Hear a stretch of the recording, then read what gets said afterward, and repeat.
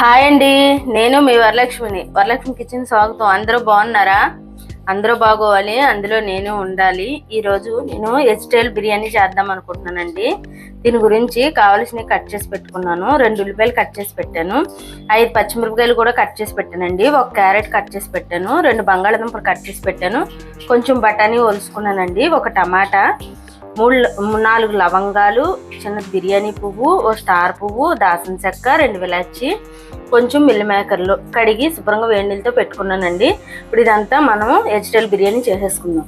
ఇదిగోండి, కుక్కర్ పొయ్యి మీద పెట్టాను, 4 స్పూన్లు ఆయిల్ వేసాను. ఆయిల్ వేడెక్కింది. నేను మసాలా దినుసులు అన్నీ వేస్తున్నానండి. ఇదిగోండి, పచ్చిమిర్చి కూడా వేసేస్తున్నాను, ఉల్లిపాయ ముక్కలు కూడా వేసేస్తున్నానండి, కొంచెం 1 అర స్పూను సాజీరా కూడా వేస్తున్నానండి. ఇవన్నీ వేసాక మనం ఈ బ్రౌన్ కలర్ వచ్చే వరకు వేపుకోవాలండి. కొంచెం కరివేపాకు కూడా వేస్తున్నానండి. ఇవన్నీ వేసుకున్నాక మనం బాగా శుభ్రం బ్రౌన్ కలర్ వచ్చేలాగా కలుపుకోవాలి.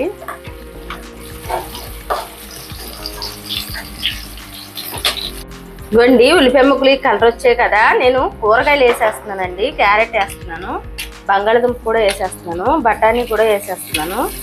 ఇవన్నీ వేసుకున్నాం కదండి, మనం కొంచెం బాగా వేసుకోవాలి.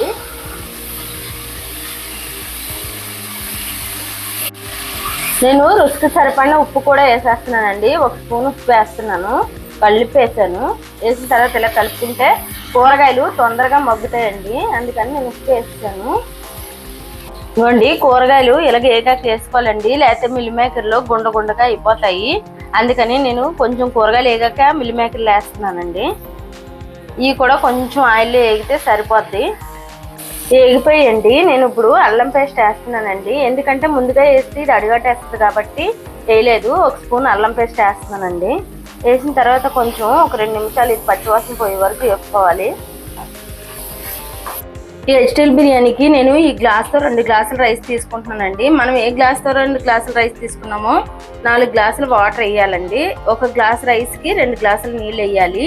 ఇంకోండి, 2 గ్లాసులు రైస్ తీసుకుంటున్నాను. ఇంకోండి, కూరగాయలు వేగిపోయినాయి కదా, నేను ఇప్పుడు వాటర్ వేసేస్తున్నానండి.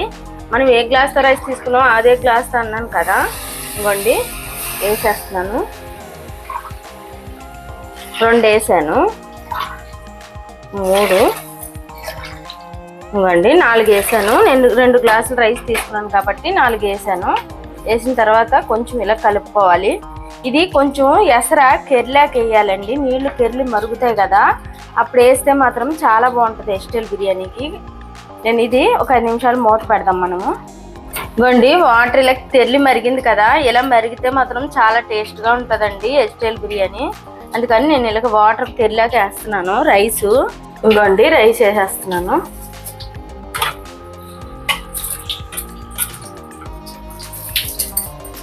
ఇవ్వండి, రైస్ వేసాం కదా, మొత్తం కలుపుకుండి ఇలా కలిపేసుకొని ఇలా కలుపుకొని మనము ఇజ్జులు పెట్టేసుకుందామండి.